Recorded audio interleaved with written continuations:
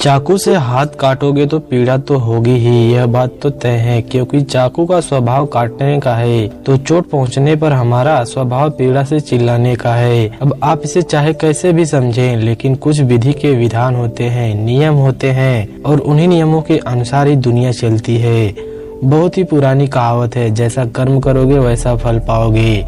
अच्छे कर्म करोगे तो अच्छा फल पाओगे, अगर बुरे कर्म करोगे तो बुरे फल पाओगे। यह बातें तो हम सब कोई सुनते हैं, लेकिन अंदर से विश्वास इस पे हम बहुत कम ही कर पाते हैं, क्योंकि हमें लगता है कि अच्छे कर्मों का अच्छा फल हमें नहीं मिलता है। फिर यह आपके मन का वहम है, क्योंकि आप सच्चाई नहीं देख पा रहे हैं, असलियत नहीं देख पा रहे हैं, क्योंकि कर्मों का विधान, कर्मों का नियम तो अपने तरीके से ही काम करता है, वह आपके सोचने पर बदल नहीं जाता। आज की जो मैं बौद्ध कहानी आपको सुनाने वाला हूँ, उसमें आपको कर्मों का पूरा लेखा जोखा समझ में आ जाएगा कि कर्म किस प्रकार हमारे जीवन को निर्धारित करते हैं। और यह कहानी समझने के बाद आप अपने जीवन में अच्छे कर्मों से कैसे सफल बन सकते हैं, वह सूत्र भी आपको पता चल जाएगा। इससे पहले कि आप लोग इस कहानी में खो जाएं, इस चैनल को जरूर सब्सक्राइब करें। तो चलिए कहानी शुरू करते हैं। एक नगर में एक व्यापारी रहता था। वह व्यापारी बहुत ही धनवान था।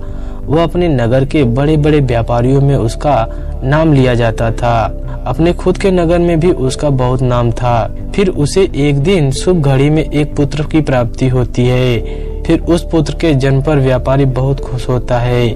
उसने अपने पुत्र का नाम सोमनाथ रख दिया। व्यापारी ने सोचा कि अब उसका पुत्र बड़ा होकर उसके कारोबार को संभाल लेगा और वह अपने नगर का सबसे बड़ा व्यापारी बन जाएगा। उस व्यापारी ने अपने पुत्र का अच्छे से लालन पालन किया, उसे अच्छे से पढ़ाया लिखाया, और उसके पुत्र सोमनाथ ने भी बड़े होकर अपने पिता के व्यवसाय में हाथ बढ़ाना शुरू कर दिया।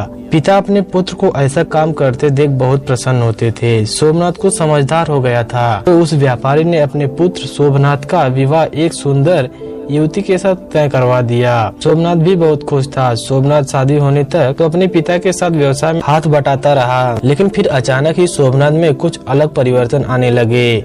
वह दिन भर अपने दोस्तों के साथ घूमने लगा। धीरे धीरे सोमनाथ को एक बहुत ही बुरी आदत ने पकड़ लिया और रोज अपने दोस्तों के साथ जुआ खेलने लगा। सोमनाथ ना तो अब घर रहता था और ना ही अपने पिता के व्यवसाय में कोई हाथ बटाता था।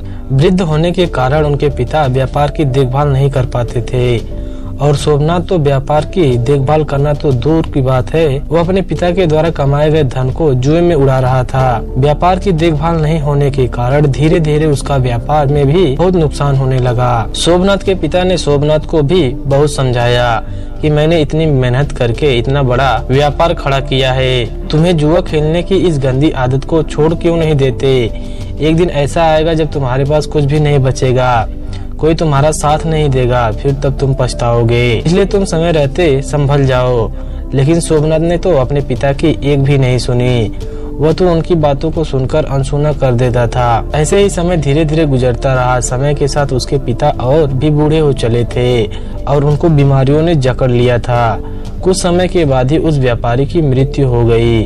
अपने पिता की मृत्यु पर भी सोमनाथ को बिल्कुल कोई भी अफसोस नहीं था। उसके चेहरे को देखने से ऐसा लग रहा था कि उसे कोई दुख नहीं है, और ऐसा लग रहा था कि मानो उसके पिता की मृत्यु के बाद तो उसे आजादी से मिल गई हो। अब उसे कोई कहानी सुनने वाला नहीं था। अब तो सोमनाथ पहले से भी अधिक जुआ खेलने लगा था। सोमनाथ जुआ खेलकर एक बहुत बड़ा आदमी बनना चाहता था। वो एक दिन में ही जुए में हारी हुई रकम को जीतकर एक बड़ा आदमी बनना चाहता था, जिसके कारण अब उसने बड़े बड़े दांव पेचे लगाना शुरू कर दिया था। सोमनाथ की माँ ने सोमनाथ को बहुत समझाया कि बेटा, तुमने बहुत सारा धन गंवा दिया है, अब जो थोड़ा बहुत धन बचा हुआ है उसे भी लुटाने पर क्यों लगे हुए हो। लेकिन वह कहते हैं ना, जब नाश मनुष्य पर छाता है तो पहले उसका विवेक मर जाता है, यानी कि बुद्धि मर जाती है। सोमनाथ अपनी माँ की बात एक कान से सुनता तो दूसरी कान से निकाल देता था। उस पर किसी की बात का कोई भी फर्क नहीं पड़ता था। सोमनाथ बस अब दिन रात जुआ खेलने में व्यस्त रहता था। सोमनाथ के पास कोई कुबेर का खजाना तो था नहीं, जो कि कभी खत्म नहीं होगा। धीरे धीरे सोमनाथ का सारा खजाना खत्म होने लगा। फिर एक दिन ऐसा आया कि जब सोमनाथ के पास कुछ भी नहीं बचा था। जुआ खेलने में उसने सारा धन खत्म कर दिया था। वह अपना सब कुछ गंवा चुका था। जब सोमनाथ की माँ को यह बात पता चली कि उसका बेटा जुए में सब कुछ हार चुका है, तो उसकी माँ की मृत्यु हो गई, क्योंकि उसकी माँ को बहुत आघात लगा हुआ था, जिससे उनकी हृदय गति रुक गई। लेकिन सोमनाथ को अपनी माँ की मृत्यु का कोई भी अफसोस नहीं था। उसे किसी भी बात से कोई फर्क नहीं पड़ता था। ऐसा लगता था जैसे उसके संवेदना खत्म हो चुकी है। उसके लिए कोई जिया कोई मरे, वह तो पूरे दिन भर केवल जुआ ही खेलता रहता था। सोमनाथ तो व्यापारी का बेटा था, तो उसे कर्ज लेने से कोई दिक्कत नहीं आई, लेकिन सोमनाथ ने वह भी जुआ में खत्म कर दिया। जुआ एक ऐसी लत है जो आपको जीतने की उम्मीद देती है, लेकिन आप जीत कभी भी नहीं पाते। अब सोमनाथ के ऊपर बहुत सारा कर्ज हो चुका था। उसके घर में तो 2 वक्त का खाना खाने के लिए भी धन नहीं बचा था। अब तो सोमनाथ की हालत बहुत ही बुरी हो गई थी।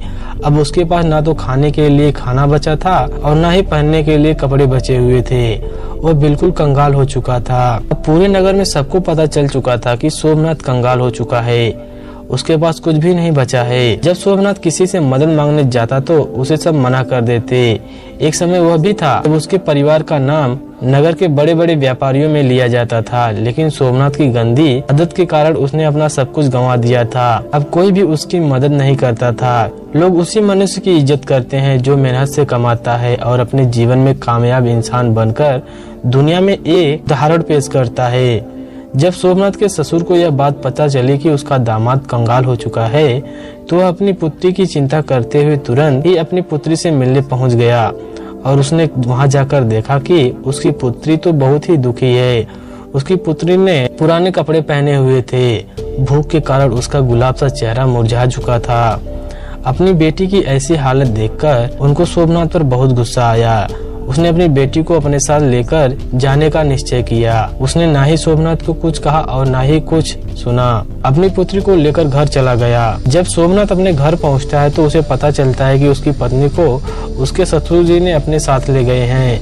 यह देखकर सोमनाथ बहुत ही दुखी होता है। अब वह बिल्कुल ही अकेला पड़ चुका था। अब ना तो उसके पास पैसा था और ना ही उसकी पत्नी थी और ना ही उसके पास उसके माता पिता थे। सब लोग उसे अकेला छोड़कर जा चुके थे। अब सोमनाथ को अपने पिता की हर वह बात याद आने लगी जो उसके पिता ने उसे समझाई थी। उसकी ऐसी हालत का जिम्मेदार वह स्वयं था। वह अचानक अपने आप से ही बातें करने लगा। उसने कहा कि एक दिन ऐसा था जब मेरी गिनती नगर के बड़े बड़े व्यापारियों में होती थी और आज मेरे पास खाने के लिए खाना तक नहीं है। अब मैं मेहनत करूंगा और अपना खुद का व्यापार फिर से खड़ा करूंगा। यह सोचकर सोमनाथ अपने ससुर से मिलने के लिए चला जाता है ताकि उनसे कुछ धन उधार लेकर अपना व्यापार फिर से शुरू कर सके। सुबह होते ही वह अपने ससुर से मिलने के लिए निकल पड़ता है। ससुराल पहुंचकर वह अपनी हालत देखकर रोने लगता है। अपने फटे पुराने कपड़ों को देखकर वह सोचता है कि वह अपने ससुराल में तो नहीं जा सकता। नए साफ सुथरे कपड़े पहनकर ही अपने ससुर से मिलने जाएगा वह, और अगर वह फटे पुराने कपड़ों में ससुराल जाएगा तो उसकी बची खुची जो इज्जत है वो भी खत्म हो जाएगी। यह सब सोचकर वह इधर उधर देखने लगा। उसकी नजर एक कपड़े की दुकान पर पड़ी, लेकिन शाम होने की वजह से वह दुकान भी बंद हो चुकी थी। सोमनाथ ने निश्चय किया कि वो सुबह तक वहीं पर इंतजार करेगा। जैसे ही दुकान खुलेगी तो अपने ससुर का नाम लेकर कपड़े खरीद लेगा और जब ससुर जी उसे पैसा देंगे तब वह उस दुकानदार का उधार चुका देगा। अपने फटे पुराने कपड़ों में ससुराल वालों के घर जाने से अच्छा है कि मैं एक रात इस दुकान के बाहर ही गुजार दूं। यह सोचकर सोमनाथ उस कपड़े की दुकान के बाहर ही सो जाता है। सोमनाथ भूख के कारण इधर उधर करवटें ले रहा था। तभी सोमनाथ ने देखा कि एक युवक चुपचाप दुकान के भीतर जा रहा है। उसके भीतर जाने के कुछ देर बाद ही एक स्त्री भी दुकान के अंदर चली गई। सोमनाथ को वह स्त्री अंधेरे में भी जानी पहचानी सी लग रही थी। सोमनाथ ने उस स्त्री को ठीक ढंग से देखने के लिए दुकान की खिड़की से बाहर जाकर झांकना शुरू कर दिया। वहाँ पर जो उसने देखा उसके देखकर होश उड़ गए, क्योंकि वह औरत कोई और नहीं थी बल्कि उसकी पत्नी थी। फिर सोमनाथ ने अपनी पत्नी और उस युवक की बातें ध्यान से सुनने लगी। सोमनाथ की पत्नी उसे कह रही थी कि हे मेरे प्राण प्रिय, मैं तुमसे बहुत प्रेम करती हूँ और मैं तुमसे विवाह करके पूरी जिंदगी तुम्हारे साथ रहना चाहती हूँ। मैंने आज तुम्हें यहाँ एक राज की बात बताने के लिए बुलाई हूँ, ताकि हम विवाह करने के बाद आराम से रह सकें। हमारे पास किसी भी चीज की कोई कमी ना हो। उस युवक ने बड़ी ही उत्सुकता के साथ उससे पूछा कि कौन सा राज, तुम किस राज की बात कर रही हो। फिर सोमनाथ की पत्नी ने उस युवक से कहा कि मेरे ससुर जी बहुत ही धनी व्यापारी थे। उन्होंने अपने जीवन में बहुत ही कठिन परिश्रम किया था और खूब सारा धन कमाया था, और उन्होंने 4 घड़े सोने के सिक्कों से भरवाकर मकान के चारों कोनों में गड़वा दिए थे।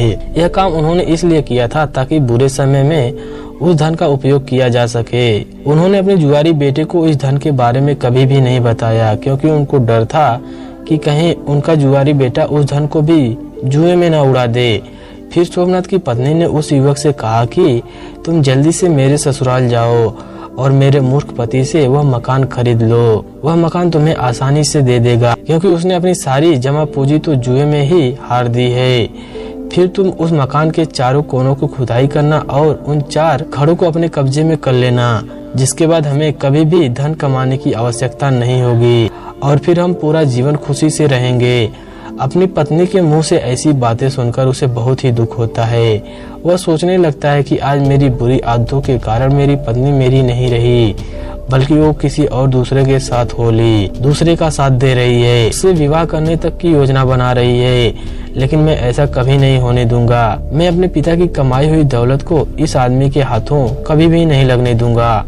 माना कि मैं बुरी संगत में पड़ गया था, मुझे जुआ खेलने की गंदी आदत लग चुकी थी, लेकिन अब मुझे सब कुछ समझ में आ चुका है। अब मैं अपने पिता की दौलत को इस तरह लूटने नहीं दूंगा। यह सब सोचकर सोमनाथ तुरंत अपने नगर के लिए निकल जाता है। सुबह होते होते वह अपने घर पहुंच जाता है। घर पहुंचकर वह बिना समय कोई गंवाए अपने घर के चारों कोनों को खुदाई करना शुरू कर देता है। खुदाई करने के थोड़े ही देर बाद उसे चारों घड़े उसे मिल जाते हैं।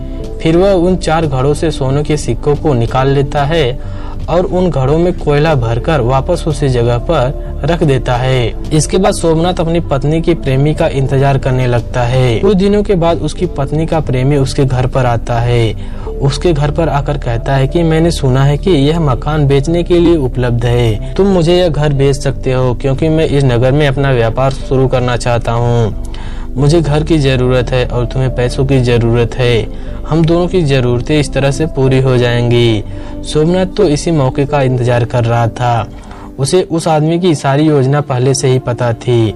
उसने तुरंत अपना मकान उसे बेच दिया और फिर सोमनाथ मकान बेचने से मिली रकम और सोने के सिक्कों को लेकर दूसरे नगर को चला गया, ताकि वह वहां पर जाकर अपना नया काम शुरू कर सके। वहां पहुंचकर सोमनाथ ने व्यापार शुरू कर दिया। शुरू में उसे बहुत कठिनाई हुई। उसने खूब मेहनत की और अपने से बुरी आदतों को दूर रखा। व्यापार में कभी कभी थोड़ा बहुत ऊंच नीच होता रहता है, लेकिन उसने सब कुछ संभाल लिया। थोड़ी से ही दिनों में उसने बहुत सारा धन कमा लिया।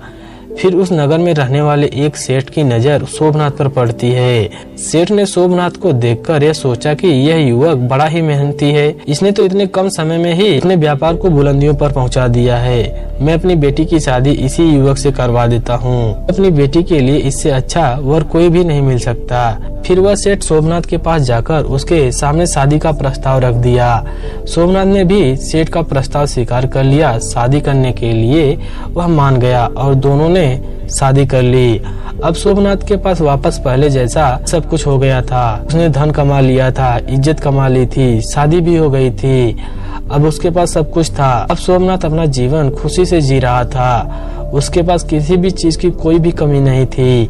उधर सोमनाथ की पुरानी पत्नी का प्रेमी वह घर पाकर बहुत खुश हो रहा था, लेकिन उसके बाद मकान के चारों कोनों की खुदाई की। उसे सोने के सिक्कों के बदले कोयले से भरे हुए 4 घड़े मिले और कोयले से भरे हुए घड़ों को देखकर वह छाती पीट पीट कर रोने लगता है। उस युवक को सोमनाथ की पत्नी पर बहुत गुस्सा आ रहा था। वह सोच ही रहा था कि काश उसने उसकी पत्नी का बात नहीं मानी होती। अगर मैंने उसकी बात नहीं मानी होती तो मुझे आज अपना धन नहीं गंवाना पड़ता। सोने के सिक्कों से भरे घड़े मिलना तो दूर, मेरे जीवन की जमा पूंजी भी चली गई। इसके बाद उस युवक ने अपनी प्रेमिका यानी कि सोमनाथ की पत्नी को भी सबक सिखाने के लिए उसे छोड़ दिया। वह वापस अपने गांव लौट आया और अपनी प्रेमिका को बुलाया और कहा कि तूने मुझे ठगने की कोशिश की है। मेरी सारी जमा पूंजी तूने बर्बाद कर दी। अब मेरे पास कुछ भी नहीं बचा है। आज के बाद कभी तुम अपना चेहरा मुझे मत दिखाना, चली जाओ मेरे सामने से। उधर सोमनाथ ने अपनी गलती से सीख लिया था कि बुरे कर्म करोगे तो परिणाम बुरा ही प्राप्त होगा। तो शुरुआत में सोमनाथ जुआ का शिकार हो गया था, जुए का आदी हो गया था, जिसकी वजह से उसके पास कुछ भी नहीं बचा था। वह सड़क पर आ गया था। उसकी पत्नी ने भी उसे छोड़ दिया था। यह उसके कर्म का ही परिणाम था। अगर वह अपने व्यापार को अच्छे से करता तो शायद उसे वह दिन देखने को नहीं मिलते। खैर, जैसे तैसे सोमनाथ को अपनी गलती का एहसास हुआ और उसने अपने पूरा जीवन बदल लिया। इससे हमें यह पता चलती है कि हमने जीवन में जितने भी बुरे कर्म क्यों ना किए हो, लेकिन हम कभी भी अपनी नई शुरुआत कर सकते हैं। अच्छे कर्म करने के लिए कोई भी समय नहीं होता, या यूँ कहें कि हर समय अनुकूल होता है। और दूसरी तरफ हमें यह भी सीख मिलती है कि अगर हम बुरे समय में अपनों का साथ छोड़ दें या उन्हें धोखा दे दें तो उनका भी बहुत ही बुरा परिणाम होता है। जैसे कि सोमनाथ की पत्नी ने उसे धोखा दिया था, लेकिन इस धोखे के कारण उसने अपना सब कुछ गंवा दिया, यहाँ तक कि उसे अपनी इज्जत भी गंवानी पड़ गई।